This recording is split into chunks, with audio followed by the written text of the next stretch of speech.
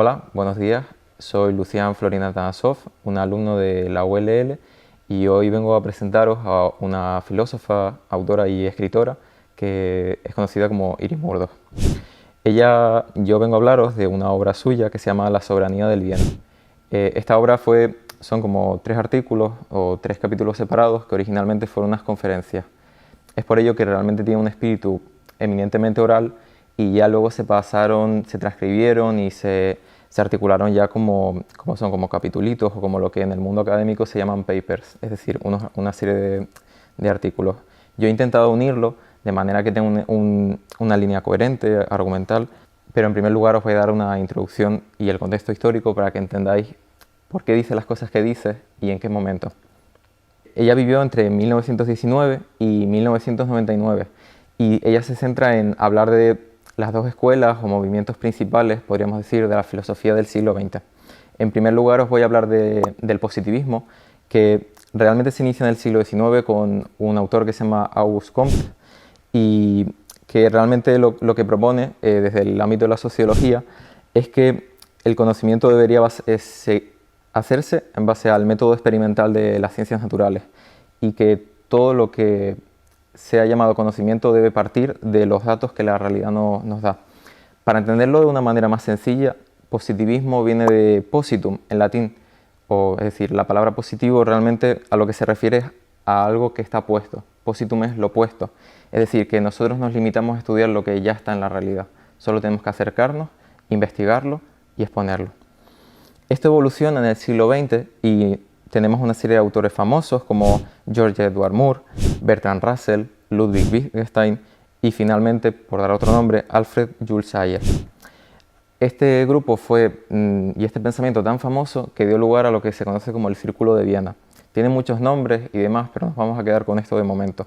Que siguen principalmente esta idea de Comte de estudiar aquello que está puesto con el método experimental y sobre todo toman mucho el pensamiento de este autor, de Ludwig Wittgenstein, en base a un librito que publicó bastante cortito, de unas 70 páginas, que se llama Tractatus Logico-Philosophicus. Este libro, bastante oscuro y a veces un poco abstruso, tiene 2 ideas principales con respecto a si podemos hablar de la ética, que es de lo que luego tratará Murdoch. Y para que se entienda, pues estas 2 citas dicen algo así. En primer lugar, que el método de la filosofía debe ser el de las ciencias naturales, y dice así Wittgenstein: no se debe decir nada más que lo que se pueda decir. Es decir, no tenemos que ir más allá de las cosas que vemos en el mundo, si por ejemplo se nos cae un papel o un libro, pues nos limitamos a eso. Y en segundo lugar, que el sentido del mundo tiene que residir fuera de él, pues dentro del mundo todo es como es y todo sucede como sucede. Es decir, que realmente solo nos podemos como limitar a describir experiencias físicas, las propias de las ciencias naturales, nada más allá de ello. Esto nos puede llevar como a interpretar sencillamente que los actos éticos, las preguntas que nos interesan a todo el mundo, como Dios, el sentido de la vida, por qué hacemos esto, qué hago mal, por qué me siento culpable, que todo ese tipo de cosas no deberíamos poder hablarlas, porque si nos limitamos a cosas del mundo, al mundo y no al individuo, realmente no podemos hablar de esas cosas, porque son cosas que hacemos nosotros como seres humanos. Pero realmente detrás de todo esto, de Wittgenstein se ha creado un pensamiento de que él no quería decir eso realmente. Y el responsable de que se haya quedado y mantenido esta visión en el positivismo y esto que hemos llamado el Círculo de Viena es el autor que os nombré, Alfred Jules Ayer, que para resumir diremos Ayer. En un librito que se llama Lenguaje, Verdad y Lógica, asienta mucho esta visión de que no deberíamos hablar de nada que no sea el mundo físico, pues son proposiciones que la ética y todo eso nos dan ideas y proposiciones que no son propias de las ciencias naturales, como quería explicaros, es decir, propias de la física, por ejemplo. Y esta corriente del positivismo normalmente en filosofía se conoce como filosofía positivista o filosofía analítica, que está centrada y su rango de acción entra en lo que son las Islas Británicas, sobre todo Inglaterra.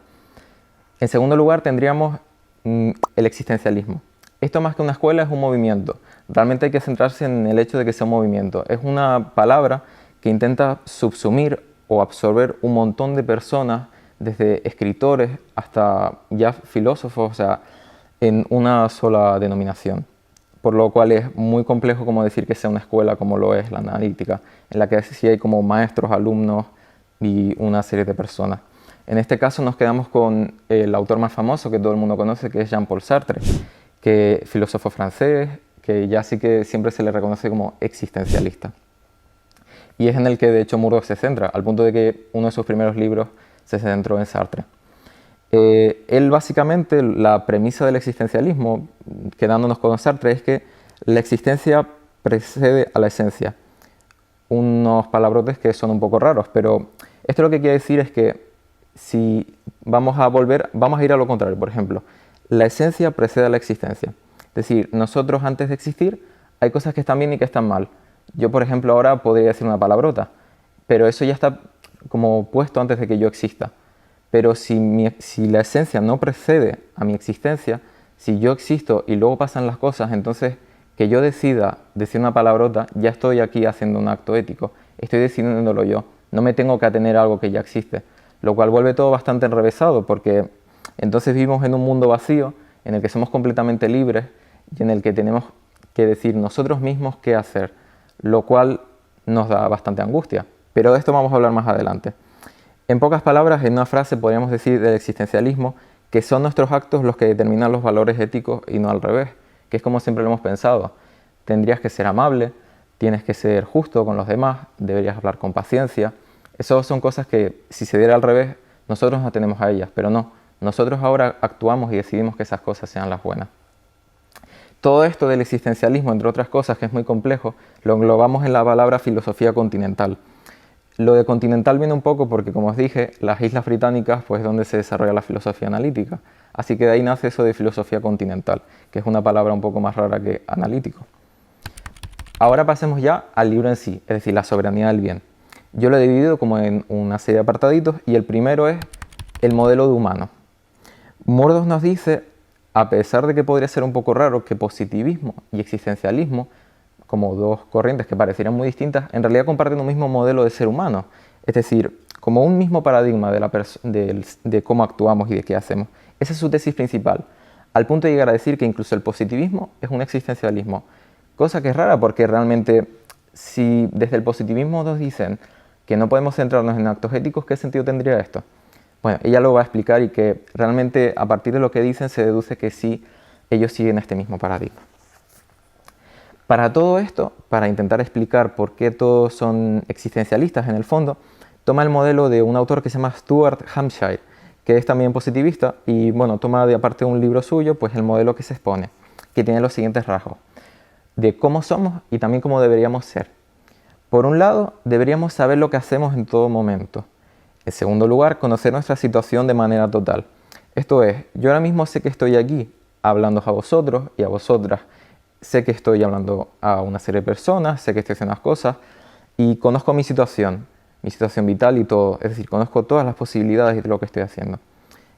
En tercer lugar, para que se vaya entendiendo mejor, mi pensamiento y mi intención deberían ser cosas que estén juntas y se centren en cuestiones definidas. Yo estoy aquí hablando, pienso y tengo una intención de hacerlo. En cuarto lugar, el exterior es lo más importante, no se valora el interior. Realmente todo, dice Hampshire, que realmente todo lo que conocemos como nuestro mundo interior, todo ese monólogo interior que a veces tenemos nosotros, realmente viene de palabras, de conceptos, de cosas del mundo exterior. Entonces realmente no es que nosotros inventemos algo, sino que solo nos hemos adaptado y lo hemos puesto en nosotros. Es decir, que el interior al final es una sombra del exterior. Y al final, dice Hampshire, nos conformamos en base a dos cosas que no deberíamos comernos la cabeza, pero son la responsabilidad, que sería como nuestra parte más impersonal, que es como una especie de cuestión o rasgo epistemológico, es decir, que nos ayuda a conocer las posibilidades que tenemos. Es decir, somos responsables en la medida en que sabemos las posibilidades que tenemos y actuamos. Eso es ser responsable al final. Si no conociéramos esas cosas, pues seríamos irresponsables. Podríamos actuar mal o lo que fuera. Y en segundo lugar, la voluntad, que sería ya de carácter personal y que nos identificamos con la voluntad. Todo este batiburrillo de cosas nos dan un paradigma que Murdoch dice lo siguiente. Esto nos da un sujeto, un ser humano, que es un agente que actúa, decide, elige, que se mueve. Es decir, yo vengo aquí, soy una persona que está actuando, estoy hablando, estoy contándoos algo de una persona. Aquí pensar y la visión interior de las cosas realmente no tiene ningún sentido. Es decir, la vida interior que normalmente conocemos no tiene ningún tipo de valor, Porque si todos son sombras del exterior y si toda nuestra vida se basa en el exterior, ¿qué sentido tiene lo que pensemos? Podemos pensar lo que queramos, pero en última instancia tenemos que actuar. Es decir, tenemos que ir al mundo, hacer las cosas. Por mucho que yo piense todo lo que estoy diciendo, si yo no lo digo en esta cámara, no intento comunicarlo, ningún valor tendría. Eso es como la tesis principal. Yo estoy actuando, pero no importa nada lo que pueda que esté pensando. En suma, la idea es que buscamos todas las posibilidades y tratamos de elegir la mejor. Yo he buscado todas las posibilidades, en cierta manera, de cómo explicar esto y he elegido la mejor. O eso es lo que se supone, lo que nos quiere decir. Detrás de todo esto, en el fondo, podríamos ver como una especie de un modelo de persona que nos da la Ilustración o incluso Kant. Y esto es una idea un poco, quizás peculiar, que solo proponen Iris Murdoch y Hannah Arendt, otra filósofa bastante famosa del siglo XX, que básicamente dicen que Kant es como el padre oculto, literalmente, del existencialismo. ¿Por qué? Lo cual suena un poco raro para quien sepa un poco más, pero la cosa es porque Kant es la primera persona que acaba con esa idea de que todo lo que vemos es el mundo tal y como lo vemos. Es decir, las cosas son fenómenos. Las cosas no las vemos tal y como son, sino tal y como son para nosotros realmente. Y cuando haces esto, al final, a nivel ético, el interior se revaloriza. Realmente tenemos que ir al interior, buscar esa voluntad de la que hablé antes y ya luego actuar en el mundo. Ya no tenemos que estar pasivos recibiendo esa esencia que ya está en el mundo, esa regla, ese, por ejemplo, decálogo de la Biblia. No es que lo percibamos, no somos pasivos ante eso, sino que tenemos que actuar, tenemos que... En todo caso, el interior tiene valor solo en la medida en que apelamos a nuestra voluntad propia y decimos, voy a hacer esto, y actuamos. Solo en ese sentido tiene algo de valor. Es decir, que al final esta idea pues da una desconfianza hacia cualquier cosa que salga de nosotros como sujetos. Revalorizar la voluntad en esta medida de actuar y de hacer cosas solo tiene sentido en la medida en que quizás el mundo ya no tiene valor, solo lo que nosotros hagamos y cómo conozcamos el mundo. Pero esto ya se enrevesa un montón. Volvamos a lo que nos quiere decir Murdoch. Al final ella sintetiza como en tres pequeñas ideas o en tres adjetivos esta ética o este modelo de ser humano existencialista. En primer lugar es conductista. Dice porque toda acción o significado reside en el exterior y en todo lo que podamos, sobre todo, observar. Es decir, esta debería ser la palabra clave, observar. Todo el mundo podemos observar que alguien hace algo malo o algo bueno, pero todo eso reside en un exterior, no en que veamos el interior de esas personas, en lo que piensan, sino que vemos a alguien que, por ejemplo, puede agredir a alguien y decimos, esa persona está haciendo algo malo, y lo vemos, y lo podemos observar y podemos decirle, podéis verlo. En segundo lugar, dice que es existencialista por esa confianza en una voluntad solitaria y omnipotente, que tiene que decidir y finalmente actuar. Y en tercer lugar, utilitarista, porque dice que la ética y nuestros actos solo pueden ser públicos, que en el fondo está relacionado un poco con la primera idea del conductismo, pero yo creo que podríamos verlo como a lo que dije antes de ver todas las posibilidades y elegir lo mejor, como la premisa utilitarista de lo mejor, la mayor felicidad para el mayor número. En el fondo sería como esa misma premisa si lo pensamos de ese modo. Al final, para concluir como este pequeño capitulito, nos dice Murdoch que al final toda esta ética existencialista como que tiene un poquito de Kant, un poquito de la lógica de Wittgenstein y un poquito del psicoanálisis de Freud. Pero eso ya son otras veredas de las que no nos vamos a ocupar. El segundo apartado que he tomado, los problemas del existencialismo. Bueno, al final yo lo que he contado como que podría ser un modelo realmente como bastante interesante. ¿Por qué sería problemático? Murdoch lo niega y dice que en realidad no es realista. Esta visión del ser humano no es acorde con cómo somos. Los dos problemas que encuentra es con cómo se representa el individuo y su libertad.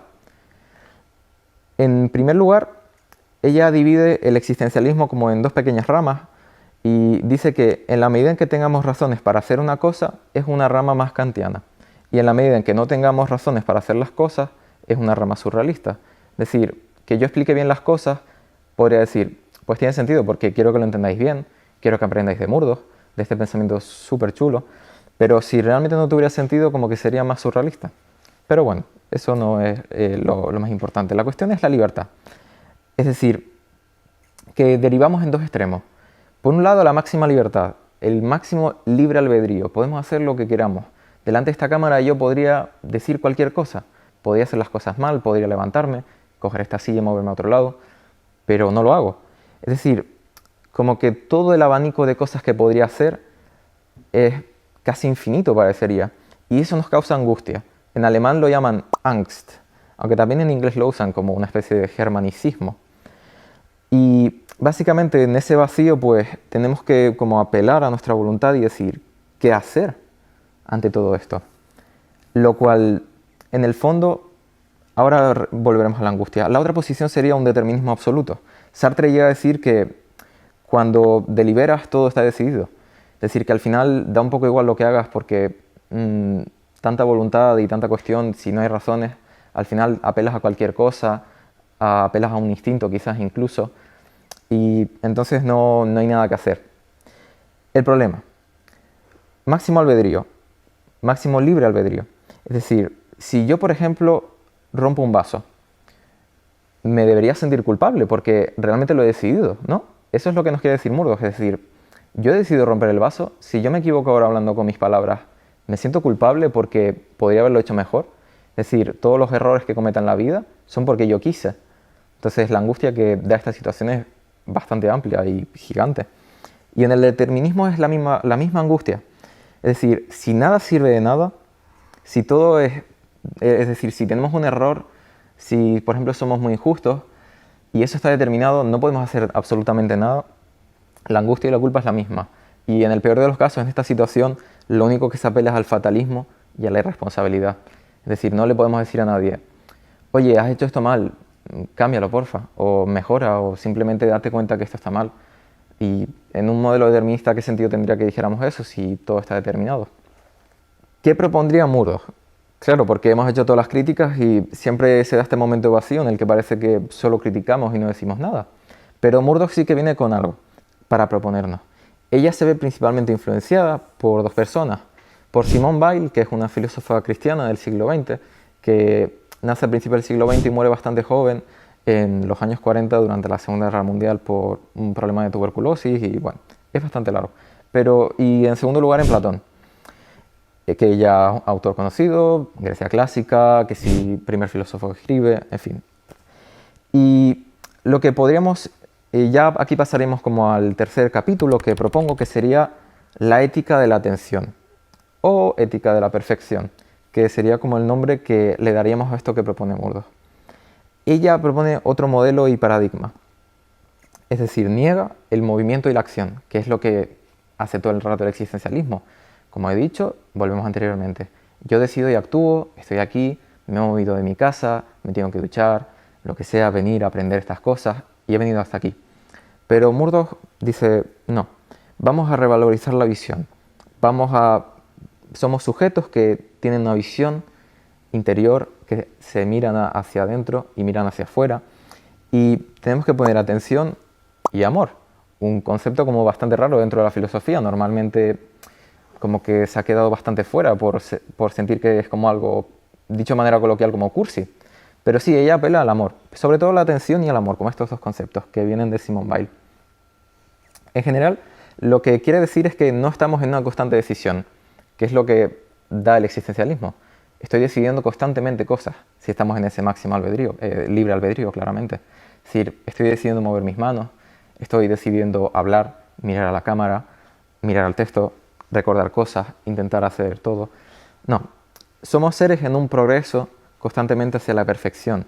Por muy difícil que sea esa perfección, por muy posible que sea, estamos en un constante progreso hacia siempre lo mejor. Es decir, se revalúa ese mundo interior. Para ello, ella propone un ejemplo. Una suegra y su nuera. La nuera es una persona que viene a casa, parece bastante alegre. La suegra la conoce y las primeras conclusiones que saca son bastante peyorativas. Esta chica me parece como irritable, grita mucho, como todas cuestiones negativas. Entonces, dice Murdoch, en este momento todo es malo, pero poco a poco, después quizás de unos meses, semanas o unos años, la suegra va repensando estas cuestiones, va escuchando otros puntos de vista y acaba concluyendo incluso que no es así, sino que no era una persona irritable o que gritaba mucho, sino que es una mujer alegre, espontánea, que tiene una gran cantidad de ideas, que siempre tiene ganas de hacer cosas. ¿Por qué? ¿Cómo ha pasado esto? Es decir, ¿qué le hizo cambiar de una cosa tan mala a una cosa tan buena? Eso es lo que quiere decir Murdoch. Está poniendo atención, está intentando mirar de forma pura la realidad. Es decir, en la realidad hay muchas cosas, prejuicios, que podemos pensar de las personas, de cosas, de ideas, las ideologías, pero el objetivo de la atención y del modelo que nos propone Murdoch es purificar esa visión, ver las cosas tal y como son. En ese sentido, lo bueno sería escuchar otros puntos de vista siempre, porque al final toda situación, toda circunstancia conlleva un montón de contextos y de cosas. Estar en el lugar que estoy, tener unos libros detrás, una estantería, todo eso conlleva estar en un lugar, en un tiempo y demás. Pero ante todo, a pesar de esto, la conclusión también de Murdoch, y que es otra idea de Weil, es que la ética en parte también es una obligación. Normalmente entendemos mal esta idea de obligación pensando que cuando nos obligan nos están como dando una orden, como deberías hacer esto y te obligo. Pero no, en el fondo es una idea más bonita, porque si las cosas buenas son una sola, es decir, si solo hay una manera de hacer las cosas bien, ya sabemos lo que hay que hacer. Nos sentimos como, después de esta visión, obligados a ello. Es decir, la idea de bien esa de la que nos apela Platón nos atrae. Una idea como bastante metafórica y bonita. Es decir, el bien nos atrae a actuar y hacer bien las cosas de la única manera que podemos hacerlas. Aristóteles, por ejemplo, en la Ética Nicomaco decía algo así como solo hay una manera de hacer bien las cosas y de muchas maneras de hacerlas malas. Así que por eso mismo estamos atraídos y el bien nos atrae a hacer las cosas bien. En ese sentido, nos falta una cosa para entenderlo bien, porque todo esto suena muy bonito, pero en cuanto lo reflexionamos parece que hay cierta incoherencia. Bueno, la idea es que el sujeto que propone Murdoch realmente es más oscuro. Ella dice que literalmente es un poco más oscuro, es menos consciente y menos racional. El modelo existencialista, dentro de ese libre albedrío, propone una cosa como bastante racional y consciente, como conozco mi situación, mis sentimientos, me siento con odio o me siento simpático, debo actuar de esta manera, no. Es bastante racional esa situación, pero todos podríamos apelar fácilmente a que a veces las cosas son más complicadas, no todo es tan fácil, no siempre es tan fácil decir las cosas de manera directa a las personas que queremos, por ejemplo, siendo más personales. Entonces, ¿cuál es esa oscuridad que es la idea a la que quiero venir? ¿Cuál es esa oscuridad que dice Murdoch? Dice que es el ego. El ego, esa parte de nosotros como vanidosa, que quiere vanagloriarse, quiere hacer castillos en el aire de lo que es, inflarse como un globo. Esa metáfora del globo siempre ha sido muy famosa. La ética, en el fondo, ¿qué sería? Claro, en el modelo existencialista, en el fondo, sería como poder ver las decisiones, poder verlo todo y saber cómo actuar de forma perfecta. Murdoch dice no. Dice, tenemos que mirar, tenemos que poner atención en las cosas para ver la realidad tal y como es. Tenemos que, en suma, y la frase con la que nos podemos quedar, purificar el ego, podríamos decir. Hacer desaparecerlo, vaciarnos. Claro, todo esto que estoy diciendo como que en Occidente y en nuestro mundo lo hemos apelado y conectado a cuestiones negativas. El vacío es malo, menos es malo, más está bien. Y en el fondo como que también nuestra vida se dirige a eso, siempre queremos tener más. Todos los libros que tengo detrás, cuantos más mejor, ¿no? Si fuera mi biblioteca personal. Si tuviéramos pocos estaría mal, ¿no? Pero no, en el fondo habría que vaciarse. Hay que revalorizar esta idea del vacío y del ego. Dejar de pensarlas con estos sesgos de nueva era y volver a darles ese sentido que tienen. Y ahora viene la idea quizás más bonita o más reflexiva de todo el libro, que es volver a revalorizar dos ideas de Platón. Como curiosidad, Platón en la época en la que vive Murdoch es tratado como literatura, literalmente. Cosa que es bastante rara porque hoy en día en las aulas, desde la ESO, el bachillerato, hasta nuestros días, consideramos a Platón como el primer filósofo, Sócrates, diálogos, idea de bien, qué bonito todo, la república. Pero no, en esa época el mundo analítico, Jaeger, este autor del que os hablé, que cogió el pensamiento de Wittgenstein y se centró en romper la ética, en centrarnos al mundo que vemos, en que tengo un brazo, estoy hablando, ya está, no, nada más. Todo eso Platón como que acabó siendo literalmente literatura, como cosas para niños, que realmente cuando ya creces, como pasas de la adolescencia, no deberías tratarlo más. si quieres ponerte en serio a hacer como filosofía. En el fondo, lo que hace Murdoch es revalorizar dos ideas de Platón. Redundantemente, la idea de bien y la belleza. Es decir, volver a conectarlas, atraer y darle importancia a nuestras vidas. Es decir, como hemos dicho, hemos vuelto modelo de la visión. En el fondo, el mismo modelo que en parte tenía Platón y también Weil, que al final se debía sobre todo de Weil y la articula Simone Weil. Muy interesante, os recomiendo también leerla. Y la cuestión es que en el modelo existencialista esto de la belleza y el bien pierden bastante. Es decir, el bien en el caso del libre albedrío, haces acciones, es complejo alcanzarlo, y la belleza no pasa por ser más que una actividad lúdica del ser humano. Es decir, el arte no pasa por ser más que una cosa que hace a veces, lo cual es bastante chocante. Pero no, en el fondo, con el modelo de la visión hay que volver a pensar estas cosas, a la belleza y el bien, a ver la belleza de las cosas y a ver el bien. Empecemos con la belleza para entenderlo. La belleza es una de las formas de alcanzar el bien, lo que nos quiere decir Murdoch. La belleza que está en el arte y también en la naturaleza mejora nuestra visión y la atención de las cosas. Todo esto está sonando como quizás muy lo que normalmente se dice metafísico, o te estás comiendo la cabeza de una manera más coloquial, como solemos decir sin palabras complejas, ¿no? Bueno, el arte para Murdoch, que es quien tiene la belleza, divide el arte en como dos ramas. En primer lugar, el mundo natural. En este caso, lo que nos quiere decir Murdoch es que mientras nuestro ego está ahí creando castillos en el aire, o pongamos un ejemplo ahora mismo claro, si yo, por ejemplo, estuviera teniendo problemas interiormente mientras hablo, pienso que esto lo he dicho mal, no habría usado este sustantivo, siento que estoy ofendiendo a alguien diciendo esta otra cosa, todo como cosas así complejas, coloquialmente, el cacao mental que tenemos en la cabeza, está ahí luchando y de repente veo un halcón. En ese momento de contemplación simplemente todo se va, desaparece el ego, esa conversación que tenemos mentalmente, ese monólogo mental, y simplemente nos quedamos contemplándolo. El halcón está ahí, está siendo. Y realmente este es el ejemplo que da Murdoch, pero se puede aplicar a cualquier elemento de la naturaleza que nos guste. Hay personas que les gustan más, por ejemplo, las flores, los árboles, cualquier parte de la naturaleza. Realmente el mar, tenemos un montón de cosas.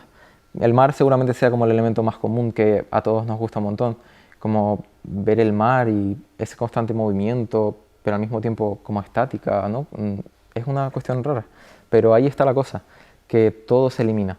Simplemente contemplamos y de repente cuando he vuelto en mí, a mí mismo, y digo, pues quizás no era para tanto que lo que estaba, este ego que me estaba creando castillos, ¿no? Y vanidades.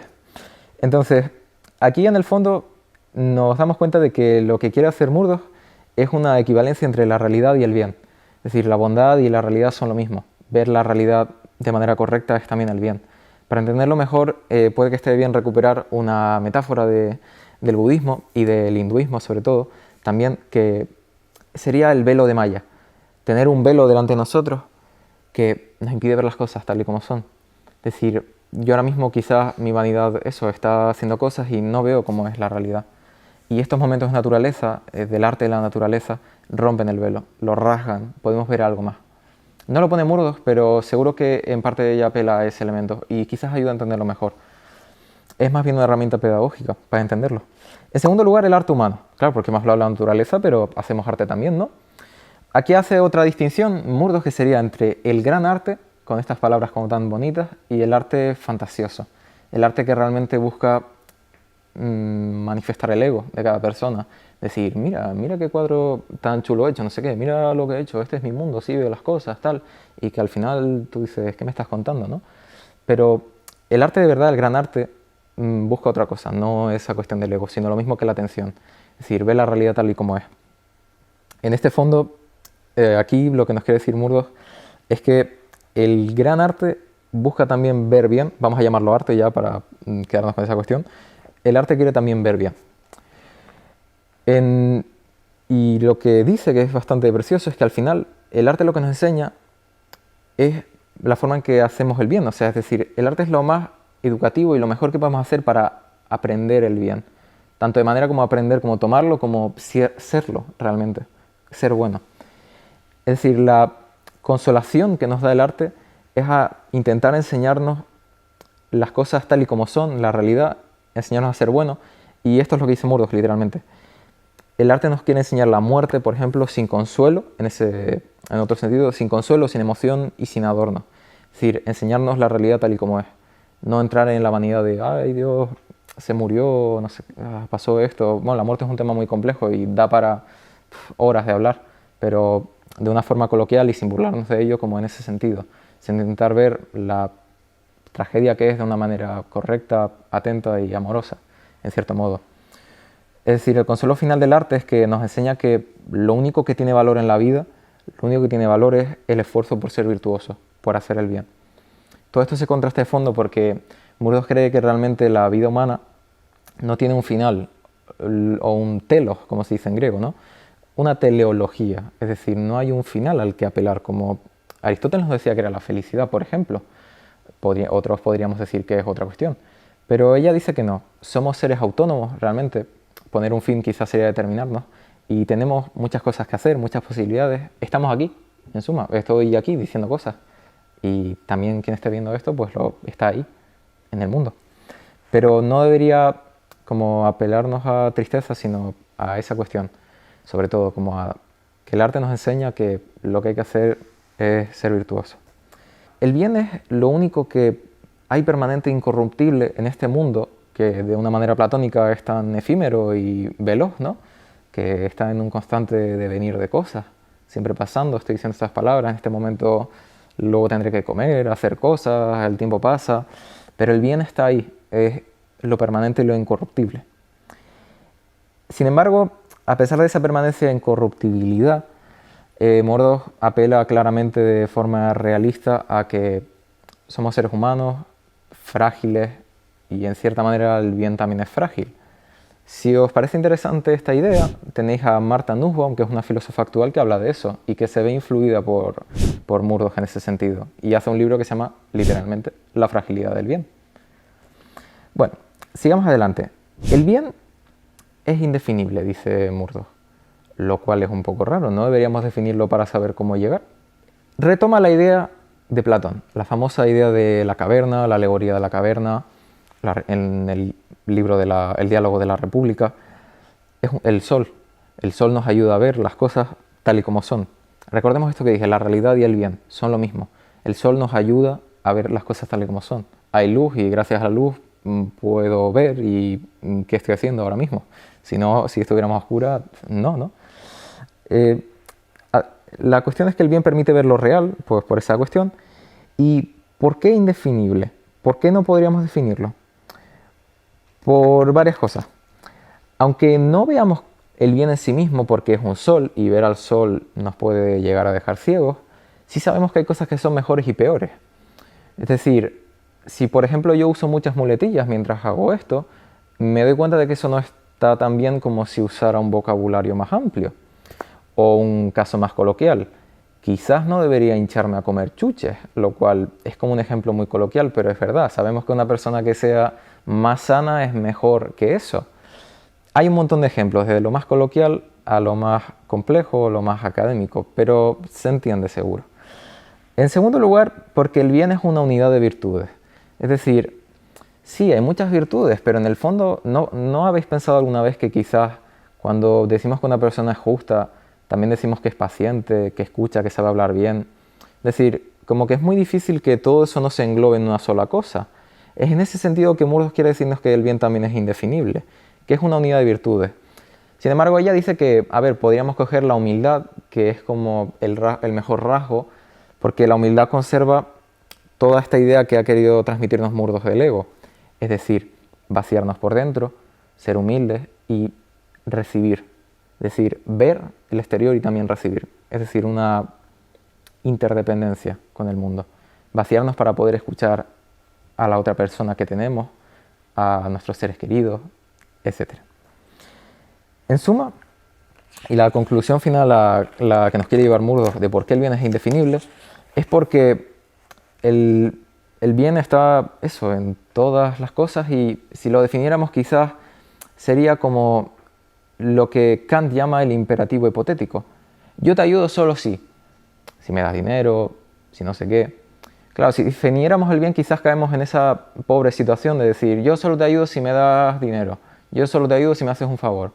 No, esto debería ser como eso que nos dice Kant de el imperativo categórico, ayudar en todo momento, independientemente de la situación. Yo ayudo y ya está. Yo ayudo en esta situación, yo ayudo si estuviera en otro país, yo ayudo si tengo 30 años más, da igual. Y eso es lo mismo en el sentido de que el bien es indefinible. Definir el bien sería caer en esa pobre situación de solo hago las cosas así. No, el bien está en todo momento y siempre debemos apelar a ello.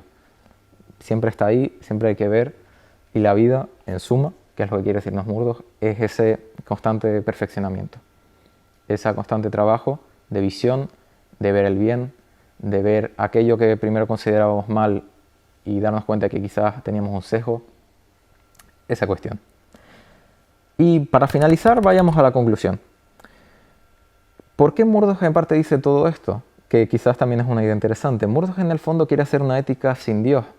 El siglo XX y nuestra época es una era en la que la religión ha ido hacia abajo y ya no dependemos tanto en el sentido más, digamos, filosófico o quizás también del pensamiento, no dependemos tanto de como el decálogo, como había dicho antes, o de Dios para intentar hacer las cosas.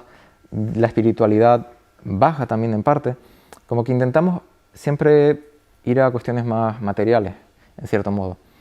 Ella era agnóstica y en ese sentido estaba interesada en hacer una ética que no dependiera de metafísica, de cosas complejas, porque en el fondo lo que nos está diciendo no nos dice nada de eso, no nos dice, hay una cosa ahí en el mundo que debemos llegar de una manera, porque hay unos sistemas, unos principios, unas formas de llegar. No, nos dice, estamos en el mundo, tenemos sesgos, tenemos un ego, hay que purificarlo, hay que buscar el bien y ya está. No hace una metafísica súper compleja, como podemos encontrar en otros lados. Y básicamente esto es todo lo que nos dice Murdoch. Esta sería la forma de que el bien recupere una soberanía que parecía perdida, que a día de hoy, si lo reflexionamos, puede que esté abocada a lo que se conoce como el relativismo moral, al todo vale, y no es así. El bien existe. La cosa es tratar de buscarlo, purificar nuestra visión, nuestra atención y, en suma, y con la palabra más bonita, con el amor. Y esto sería lo que nos dice el libro de Murdoch, que os animo a leer para que la descubráis y que es una filósofa súper interesante que tiene un montón más de escritos, pero nos quedamos con esto. Muchas gracias y espero que tengáis un buen día.